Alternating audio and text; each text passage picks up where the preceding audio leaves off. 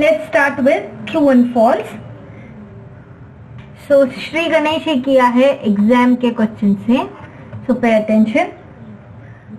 The relationship between price and demand is positive. True है कि false है? मैंने पढ़ा हमेशा कि प्राइस और डिमांड में इनवर्स और नेगेटिव रिलेशनशिप होता है.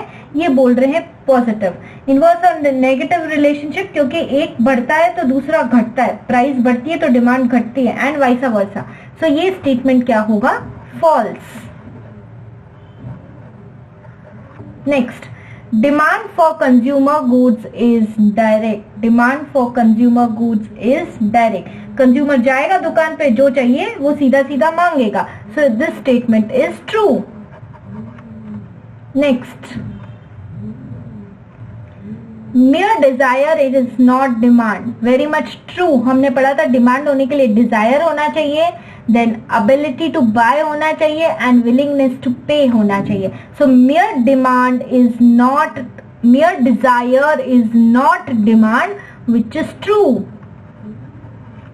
Next, all desires are not demand. हाँ, मेरा मन कर रहा है कि 1 करोड़ का हार खरीदूं, मेरा डिजायर है, लेकिन पैसे ही नहीं है पास में, तो डिमांड बनेगी? नहीं बनेगी. So all desires are not demand. True. Desire means demand. Desire का मतलब डिमांड है? नहीं. डिमांड तभी बनेगी जब तीनों बेसिक चीजें फुलफिल हो. तो डिजायर मीन्स डिमांड नहीं, सिर्फ एक फैक्टर है वो. तो so this statement is false. Demand for electricity is composite demand. एक इलेक्ट्रिसिटी कितने सारे यूजेस को फुलफिल करती है. So it is true.